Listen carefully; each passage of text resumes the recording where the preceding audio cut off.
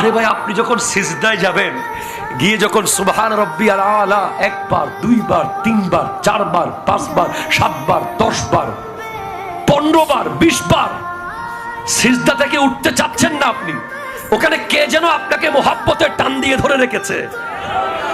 ওই সিজদা আপনার 10 বেলা খাবারের চেয়েও মজাদার সিজদা। ওই সিজদায় মজা পান নাই বলেই আপনি জুমার দিন 2 রাকাত পরে দৌড় মারেন। যারা মজা পেয়েছে ওরা বেরোতে চায় না, বেরোতে চায় না, বেরোতে চায় না। হুজুরের সাথে নামাজ পড়ে, কিয়াম করে, মুনাজাত করে, আরো কিছুক্ষণ সবার শেষে আসে, কারণ ওরা ওখানে মজা পেয়েছে। আপনি ওই মজাটা খোঁজেন।